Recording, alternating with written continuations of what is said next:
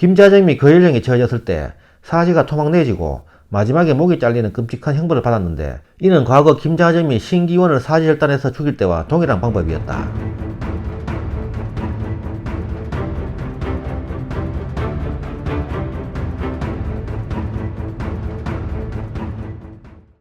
조선 3대 간신 낙서 김자점 편입니다.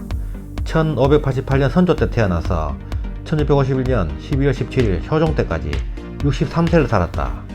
김자점은 전라도 나간읍에서 현감이었던 김탁의 3남 중 둘째 아들로 태어났으며 후에 본가가 있는 한양으로 이사하였다. 어려서부터 기억력이 비상하고 암기에 능하였는데, 어릴 때 우계 성원의 문화에 들어가 성리학을 배우며 글재주로 이름이 높았고 정철, 조헌 등이 동문수학한 선배들이었다. 김자점은 음보로 관직에 나갔으나 광해군의 총애를 받아 병조 자랑에 이른다. 그러나 인목 대비의 폐위를 반대하며 대북파에 맞서다가 30세인 1618년 대북파에 의해 조정에서 쫓겨난다. 34세인 1622년 최명길, 신기원과 함께 사돈이었던 이기를 중심으로 반정을 모의하던 중 김유, 신경진 등을 포섭 규합하였다. 35세인 1623년 3월 군대를 모아 이귀, 김유, 이괄 등과 함께 홍제원에서 궁궐로 진격해 들어가 반정을 성공시켰다. 인조 반정에 성공하자 남인 출신 이원익을 영의정으로 추천하여 형식상의 연립내각을 구성하였으나 이조와 병조에는 서인을 배치케 함으로써 사실상의 서인의 정권 장악을 이루어냈다. 김자점은 호위대장이 된 신경진 휘하의 종사관으로 임명되었다가 호조 자랑을 거쳐 그의 국을 승정원 동부성지로 특별승진하고 1등 정사공신이 되어 도원수가 되었다. 36세인 1624년 농공행상에 불만을 품은 북원수 이괄이 난을 일으켜 인조가 공주로 피난을 가자 김자점은 만일의 사태에 대비하여 가두었던 기자헌 등 40여인의 인사들을 죽이자고 주장하였다. 그 결과 기자헌 등 감옥에 갇힌 40여 명의 북인 인사들이 즉시 처형당하였다. 김자점은 인조를 따라 공주까지 호종했다가 이괄의 난이 진압된 뒤 다시 도성에 돌아왔다. 39세인 1627년 1월 정묘호란이 일어나자 강화도로 인조를 호종했고 이듬해 숭정대부로 승진하였다. 42세인 1640년 한성부 판년을 거쳐 1643년 도원수가 되었다. 48세인 1646년 청나라의 병력 움직임이 예상된다는 보고에 따라 움직임에 대비할 목적으로 평안도에 파견되어 수비체계를 바꾸는 등의 작업을 하였다. 그러나 그해 12월 병조호란이 일어나자 적절히 대처하지 못하고 토산에서 크게 패하였다. 이때 그는 의주부윤 임경업이 마음대로 장사꾼을 보낸 죄로 탄핵을 받자 그는 왕에게 상소를 올려 임경업을 두둔 용서하여 도로 임소에 부임하게 하였다. 이듬해 전쟁이 끝난 직후 토산 전투에서 참패한 죄로 벼슬을 빼앗기고 군율로 처형해야 한다는 비난을 받고 충남 서산군의 어느 섬으로 유배되었다. 이후 반정 공신 세력의 부패, 병제호란에서의 패전 등에 대하여 계속 비난을 받았으나 반청론자들의 지나친 북벌론의 피로와 염증을 느낀 인조의 특명으로 2년 뒤 특별 사면되어 풀려났다. 당시 집권당인 서인이 다시 공신들을 중심으로 공서와 김상헌, 김상용, 김집 등 유림을 중심으로 한 청서로 갈라지자 그는 공서에 가담한다. 52세인 1640년 강화부 유수로 기용되자 사헌부가 그의 복직에 반대하였으나 왕이 듣지 않았다. 54세인 1642년 숭록대부로 승진하여 병조 판서가 되었다. 이듬해 우의정, 어영청 도제조 등을 지내고 청나라에 파견되는 진화사 겸 사헌사로 영경에 다녀왔다. 56세인 1644년 신기원이 해운군 이덕인을 왕으로 추대하려 했다는 역모 혐의로 능기처참을 당한다. 당시 김자점이 자신의 가장 강력한 라이벌이었던 신기원을 제거하기 위해 역모를 조작했다고 보는 견해가 있다. 신기원이 처형당할 때 그의 두 팔과 두 다리를 토막내려 하자 그가 크게 놀라서 이런 형벌은 없었다 라고 하자 형리가 김자점의 분부대로 거행할 뿐이라고 말했다고 한다. 이에 신기원이 김자점도 훗날 자신과 똑같은 죽음을 당할 것이라고 저주하였고 7년 후 김자점 역시 사지가 칼로 절단된 후에 참수를 당하는 형벌을 당한다. 어쨌든 김자점은 이 공로로 자의정이 되고 낙흥 부원군에 봉해졌다. 57세인 1645년 사돈인 수건 조씨는 소현세자, 세자빈 강씨 등과 갈등하였는데 그는 수건 조씨와 결탁하여 인조의 의구심을 받고 있던 소현세자의 제거에 가담하였다. 58세인 1646년 3월 인조가 소현세자빈 강씨를 죽이려는 의중을 눈치채고 인조의 수라상에 조각을 탄 뒤 그 혐의를 강빈에게 떠넘겨 모함하여 사사시키고 왕손 삼형제를 제주도로 기양 보냈다. 영의정이던 김유는 민해빈 강씨의 사살을 반대하여 인조의 노용을 사 영의정에서 물러났는데 영의정 자리를 노리던 김자점은 이를 틈타 인조의 총애로 후임 영의정으로 발탁되었다. 김자점은 과거에는 김유와 결탁했으나 이후 세력이 커지며 김유를 배신하고 김유와도 대립에 이르게 된다. 소현세자 일가의 비운의 죽음은 살인의 동정 대상이었고 이런 일련의 비극에는 김자점의 입김이 컸었다.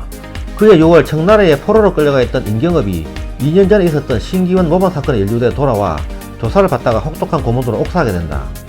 김자점은 청군에 쫓기던 임경업을 명나라로 도피하는 것을 도왔는데 임경업이 이를 발설할까봐 자신의 안전을 위해 임경업을 죽게 했다는 얘기가 파다했다.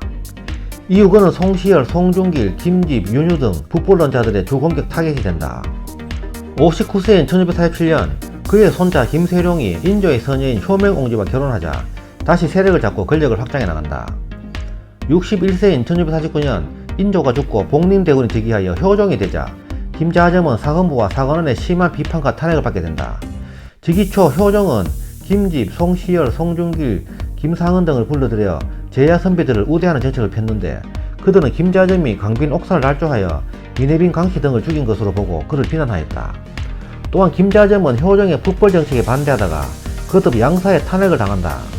결국 김자점은 이들에 의해 효종 즉위 이듬해 영의정에서 파직당하고 강원도 홍천에 유배당하게 된다. 김자점은 친청파의 중심으로서 청나라에 파견되는 사신들과 자주 만나 결탁하여 정치 세력을 형성하였으며 이들을 통해 청나라의 후원을 얻음으로써 권력의 기반을 삼았다. 이렇게 청나라의 빌부터 권력을 누렸지만 반청적인 성향을 보이던 효종이 인조를 뒤이어 왕위에 오르자 김자점은 권력을 잃고 나락으로 떨어지기 시작한 것이다. 홍천으로 유배당한 김자점은 앙심을 품고 역관인 신복 이형장을 시켜 효종이 김상은 등과 함께 북벌을 모의하고 있고 송시열이 쓴 인조의 능인 장릉지문에 청나라 연호가 아닌 명나라 연호를 썼다는 사실을 청나라에 몰래 알렸다. 김자점은 청이 다시 조선을 침공하여 그 혼란을 틈타서 효종과 자신의 정적들을 제거한 뒤에 적당한 왕족을 내세워 다시 권력을 잡을 계획이었다. 청나라는 즉시 군대와 사신을 파견해 조사했으나 이경석, 이시백, 원두표 등의 활약으로 청나라의 문책사를 되돌려보내 그의 기도는 실패하고 만다. 청의 사신들이 물러가자마자 대관들의 탄핵이 빗발쳤다. 효종은 대관들의 청을 받아들여 김자점을 광량으로 유배 보낸다. 63세인 1751년 12월 진사 신호 등이 김자점의 둘째 아들 김식이 군사를 동원하여 원두표, 김집, 송시열, 송중길 등을 제거하고 숭성군을 추대하려 한다는 상소를 올린다. 김자점은 의금부로 압송된 뒤 아들 김식, 손자 김소령 등과 함께 국문 후 거열령에 처해졌다. 김자점이 거열령에 처해졌을 때 사지가 토막내지고 마지막에 목이 잘리는 끔찍한 형벌을 받았는데 이는 과거 김자점이 신기원을 사지절단해서 죽일 때와 동일한 방법이었다.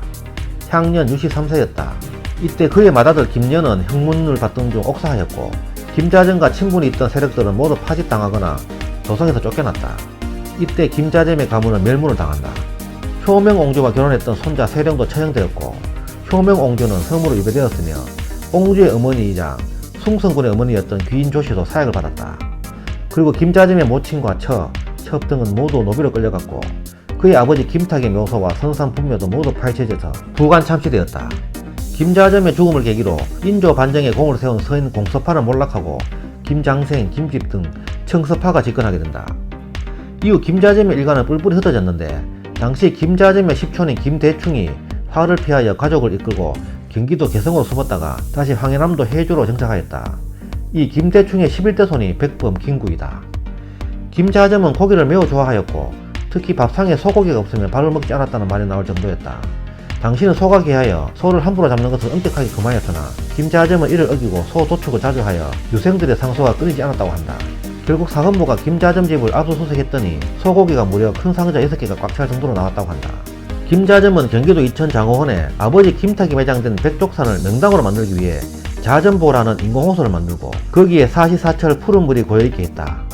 그 덕에 가뭄이 들 때에도 근처 양민들이 보의 물을 몰래 뽑았어서 근처 일대가 흉년을 모르는 고장이 되었으며 미질이 좋아 임금님께 진상하는 쌀이 되었다고 한다. 자점보는 지금도 장호원 일대의 중요한 농업용수로 활용된다. 김자점은 과거 급제를 거치지 않은 공신으로서 무능한 인조를 등에 업고 권력 남용, 외척으로서의 유착, 청나라에 대한 매국행위, 역적질, 소현세자와 세자빈 강씨의 죽음의 연루, 임경업을 모함하여 죽이는 등 당시 사림사회의 명분에 어긋나는 수많은 행동으로 인해 오랜 세월을 두고 간신으로 비판과 비난의 대상이 되었다. 김자점은 역적으로 사지가 잘리는 형벌을 받아 시신을 수습하지 못해 묘가 전해지지 않고 초상화도 전해지지 않는다. 지금까지 낙서 김자점 편이었습니다. 감사합니다.